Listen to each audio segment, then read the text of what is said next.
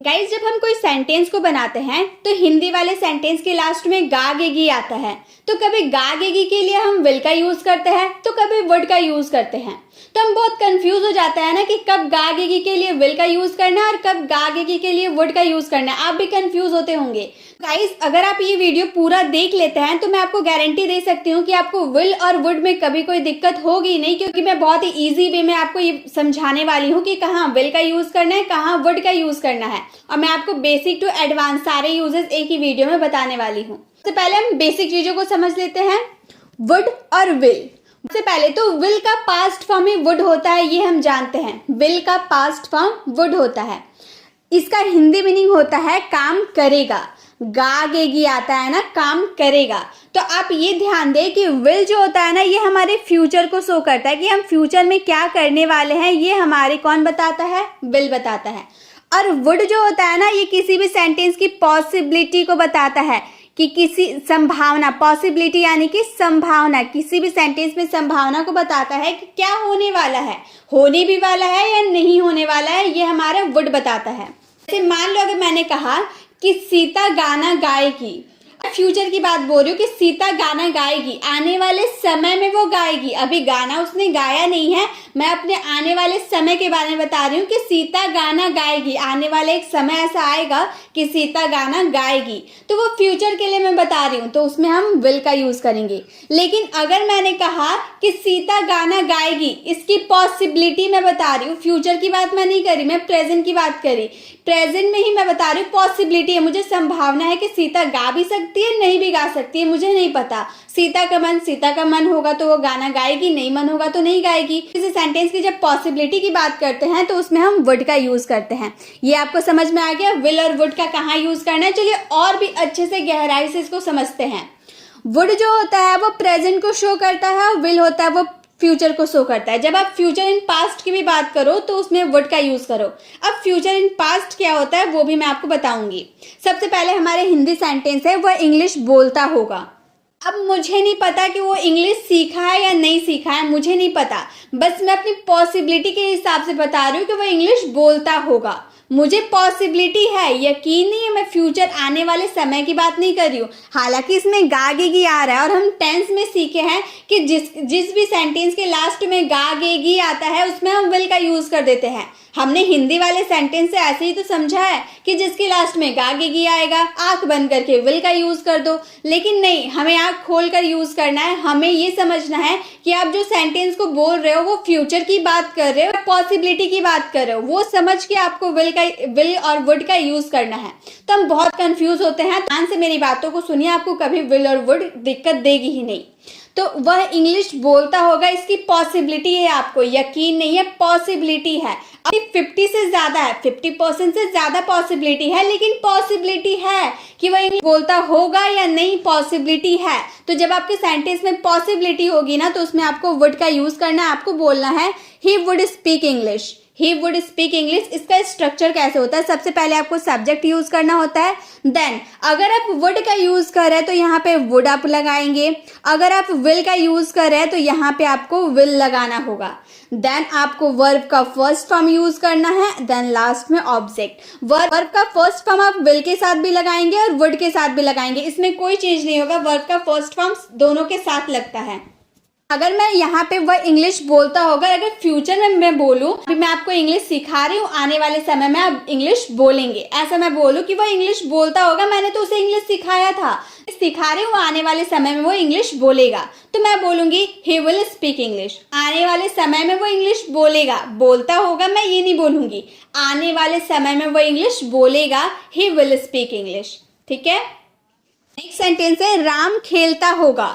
अगर मैं पॉसिबिलिटी के हिसाब से बोलूं कि मुझे पक्का यकीन नहीं है कि वो खेल रहा है या नहीं खेल रहा, मैं अपनी पॉसिबिलिटी के हिसाब से, संभावना के हिसाब से बता रही हूँ कि राम खेलता होगा, खेलने का समय हो रहा है, 5 बज रहा है, राम हमेशा 5 बजे खेलता है तो वह भी खेलता होगा, तो हम बोलेंगे राम वुड प्ले। हम पॉसिबिलिटी की बात करें इसीलिए विल ना लगाकर हम वुड की बात करें कि राम वुड प्ले, राम खेलता होगा। अगर मैं फ्यूचर की बात करूं कि आने वाले समय 5 बजे राम खेलता होगा, आने वाले समय में, अभी नहीं, पर प्रेजेंट की बात नहीं करें, आने वाले समय फ्यूचर की बात करें। राम खेलता होगा, राम विल प्ले। तो प्रेजेंट की बात करेंगे तो वुड लगाएंगे, अगर फ्यूचर की बात कर रहे हैं तो उसमें हम विल यूज करेंगे। अब मैंने आपको बताया था ना मैं फ्यूचर इन पास्ट क्या होता है, देखिए क्या होता है। उसने कहा कि वह करेगा, पहला जो आपका सेंटेंस रहेगा ना उसने कहा, उसने कहा यानी कि ये पास्ट वाले सेंटेंस हो गए ना, कहा पास्ट में कहा होगा ना, उसके बाद वह करेगा, लास्ट में क्या आ रहा, गागेगी।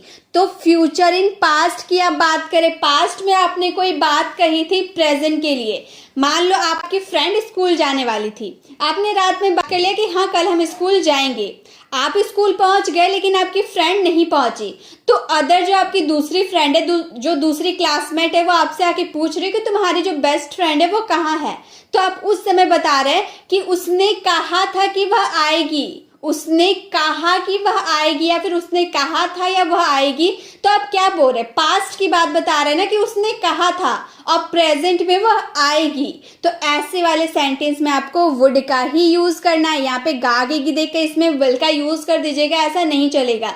जब आप कोई सेंटेंस, पहला जो आपका सेंटेंस है वो पास्ट का है और दूसरा सेंटेंस गागेगी पे खत्म हो रहा है, तो उसमें आपको वुड का ही यूज करना है। इसमें पॉसिबिलिटी की बात नहीं कर रहे, इसमें मैं आपको सिंपल सी बता रही हूँ, पहला सेंटेंस आपका पास्ट का होगा एंड सेकेंड सेंटेंस गागेगी पे खत्म होगा, तो आपको उसमें आंख बंद करके वुड का ही यूज करना है। ही सैड, उसने कहा, ही सैड की दैट वह करेगा, ही वुड डू, वह करेगा, ही वुड डू, करेगा के लिए do. He sad that he would do, वो उसने कहा कि वह करेगा। तो ऐसे वाले सेंटेंस जो हमारा फर्स्ट सेंटेंस पास्ट का होता है देन सेकेंड सेंटेंस गागेगी पे खत्म होता है, तो हम उसमें वुड का ही यूज करते हैं। नेक्स्ट, सीता आएगी, सीता फ्यूचर में आएगी, अभी आई नहीं है, फ्यूचर में आएगी। सीता आएगी तो बोलेंगे सीता विल कम, सीता आएगी, सीता विल कम। वह तुमसे मिलेगी, अब पहले मैं पॉसिबिलिटी की बात बता रही हूँ कि वह तुमसे मिलेगी, उसने कहा था मुझसे कि वह तुमसे मिलेगी, पॉसिबिलिटी है मुझे कि वह तुमसे मिलेगी, तो हम बोलेंगे she would meet you, she would meet you. Possibility की बात करें कि वह मिलेगी, पॉसिबिलिटी है। अगर मैं फ्यूचर की बात करूं कि वह तुमसे मिलेगी, आने वाले समय में वो तुमसे मिलेगी, तो मैं बोलूंगी she will meet you, she will meet you, वो तुमसे मिलेगी। पढ़ता होगा, इसका क्या आंसर होगा, रोहन पढ़ता होगा, तो इसका आंसर आपको देना है। अब इसमें आपको एक बार आपको पॉसिबिलिटी शो करनी है सेंटेंस में और एक बार आपको विल का यूज करना है फ्यूचर के लिए। तो दोनों सेंस में आपको इसका यूज करके इसका आंसर कमेंट बॉक्स में देना है। विल का भी यूज करना है, वुड का भी यूज करना है। और पढ़ने के लिए तो आप जानते हैं स्टडी का यूज होता है, तो आप स्टडी का यूज कीजिएगा वर्ब का फर्स्ट फॉर्म के साथ, और यही स्ट्रक्चर को फॉलो करते हुए अपने सेंटेंसेस को कंप्लीट कीजिएगा। आई होप आपको विल और वुड समझ में आया होगा, कुछ जाने। चलिए अब एडवांस यूजेस को सीखते हैं। Would be, will be, would के साथ भी बी और विल के साथ भी बी। इसका हिंदी मीनिंग होता है काम कर रहा होगा, काम कर रहा होगा। वुड बी का हिंदी मीनिंग होता है काम कर रहा होगा, विल बी का हिंदी मीनिंग होता है काम कर रहा होगा। जैसे वह पढ़ रहा होगा, इसमें मुझे पॉसिबिलिटी है कि वह पढ़ रहा होगा, मुझे यकीन नहीं है कि वह पढ़ ही रहा है, मुझे पॉसिबिलिटी है, संभावना है, इसकी संभावना है कि वह पढ़ रहा होगा। ही वुड बी स्टडिंग, इसका स्ट्रक्चर क्या होता है, सबसे पहले आपको सब्जेक्ट लगाने होते हैं, देन आपको वुड का यूज करना, क्योंकि अभी हम वुड की बातें कर रहे हैं, वुड और साथ में बी, वुड बी के बारे में बात करें इसलिए वुड बी प्लस वर्ब का fourth form and the last object. Verb का फोर्थ फॉर्म, क्योंकि इसमें जो आपके सेंटेंसेस आएंगे ना वो कंटिन्यू चलता रहेगा। जैसे रहा होगा, हम बोल रहे हैं ना वो पढ़ रहा होगा, मतलब अभी उसका पढ़ने का काम कंटिन्यू चल रहा होगा। इसलिए जहां पर आपका कोई सेंटेंस कंटिन्यू चलता है तो उसमें वर्ब का फोर्थ फॉर्म का यूज किया जाता है।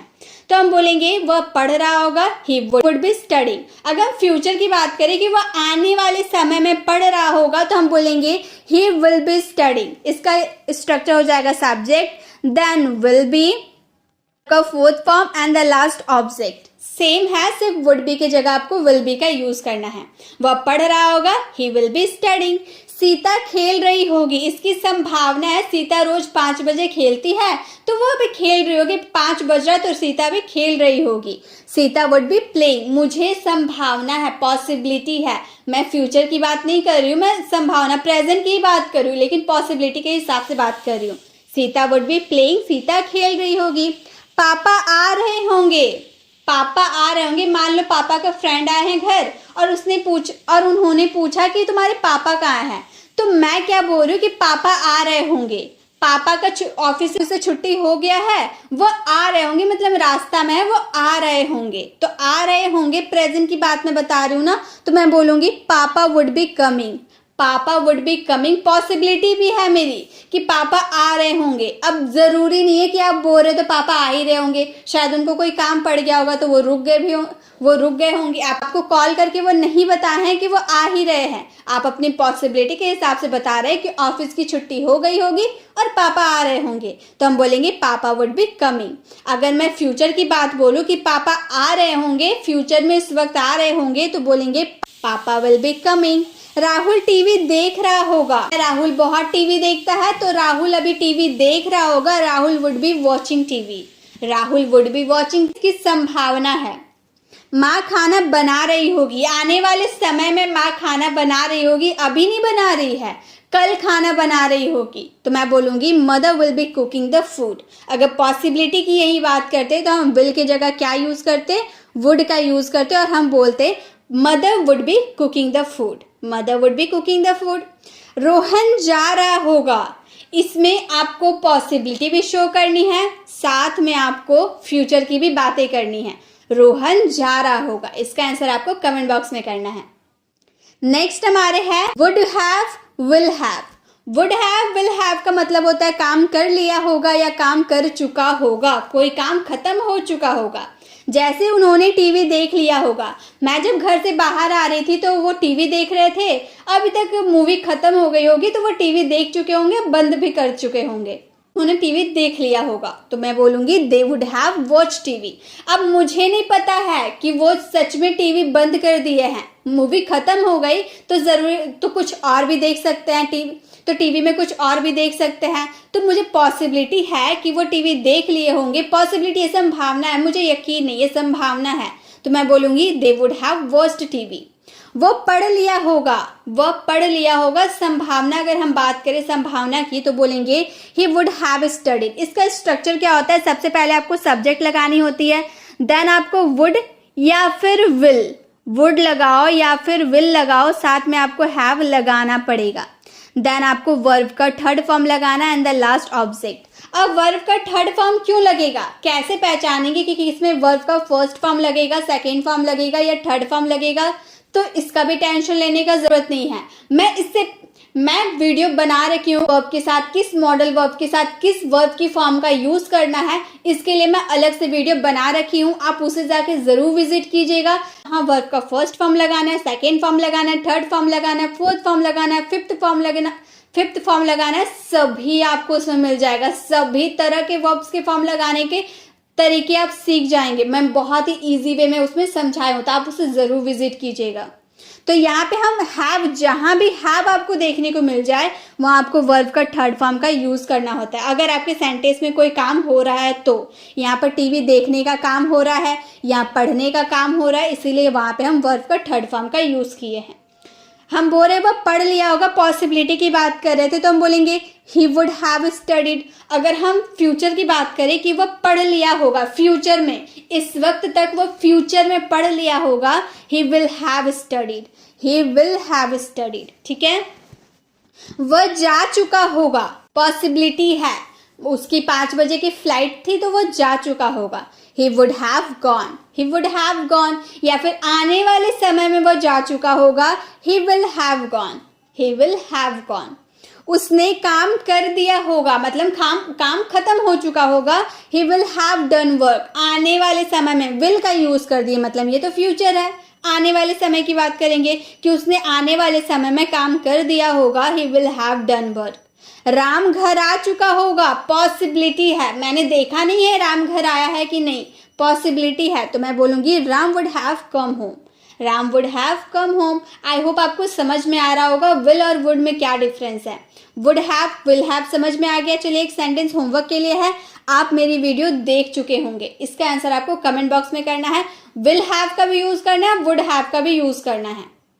नेक्स्ट है हमारे वुड हैव टू, या फिर बोल लो विल हैव टू, दोनों का यूज हम इसमें देखेंगे। दोनों का हिंदी मीनिंग होता है काम करना पड़ता होगा या काम करना पड़ेगा। जब आप पड़ेगा बोलिएगा तो विल हैव टू का यूज कीजिएगा, और काम करना पड़ता होगा काम करना पड़ता होगा के लिए वुड हैव टू का यूज कीजिएगा। जैसे उसे खाना बनाना पड़ता होगा, खाना बनाना पड़ता होगा, मैं बोल रही हूँ खाना बनाता है या नहीं ये मुझे नहीं पता, लेकिन उसे खाना होगा, मजबूरी में उसे खाना बनाना पड़ता होगा, वो बनाना चाहे या ना चाहे उसको खाना बनाना पड़ता होगा। He would have cook the food. इसका स्ट्रक्चर क्या है, सबसे पहले आपको सब्जेक्ट यूज करना है, देन वुड या फिर विल, देन आपको इसमें हैव टू का यूज करना है, देन आपको इसमें वर्ब का फर्स्ट फॉर्म का यूज करना है, देन आपको ऑब्जेक्ट का यूज करना है। अब इसमें आप सोचिएगा इसमें भी तो हैव है, तो वर्ब का फर्स्ट फॉर्म का यूज हम क्यों किए हैं?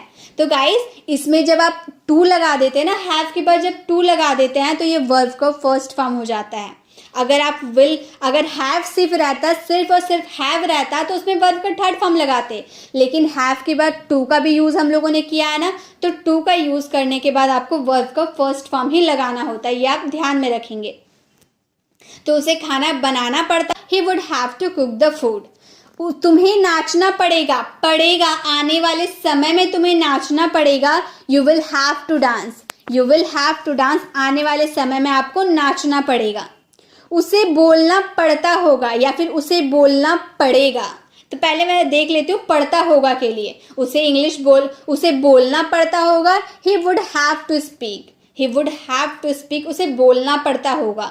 या फिर मैं बोलूँ उसे बोलना पड़ेगा तो मैं बोलूँगी he will have to speak, वो बोलना चाहे या ना चाहे उसे बोलना पड़ेगा, he will have to speak. मुझे बात करना पड़ेगा, I will have to talk, मुझे बात करना पड़ेगा, I will have to talk. तुमको पढ़ना पड़ता होगा, मुझे पढ़ना नहीं पड़ता, तुम्हें पढ़ना पड़ता होगा, you would have to teach, you would have to teach, तुमको पढ़ना पड़ता होगा। एक सेंटेंस आप लोगों के लिए, उसे स्कूल जाना पड़ेगा, इसमें आपको वुड हैव का यूज करना है या विल हैव टू का यूज करना है, ये आपको देखना है, और यही स्ट्रक्चर को फॉलो करते हुए अपने सेंटेंसेस को कंप्लीट करना है। आई होप आपको विल वुड में डिफरेंस क्या है वो समझ में आ गया होगा। विल भी वुड भी कहाँ यूज होगा ये भी समझ में आ गया होगा। Will have to would have to के यूजेस भी समझ में आ गया होगा, and then would have to and will have to का भी बारे में आपको पता चल गया होगा। आई होप आपको वीडियो भी अच्छी लगी होगी। अगर अच्छी लगी तो प्लीज़ वीडियो को लाइक करें। अगर आप चैनल पर नए हैं और अभी तक हमारे चैनल को सब्सक्राइब नहीं किए तो जल्दी से करके बेल आइकन को जरूर क्लिक करें ताकि आने वाली वीडियोस की नोटिफिकेशन आपको मिलती रहेगी। मिलते हैं नेक्स्ट वीडियो में, तब तक के लिए कीप लर्निंग।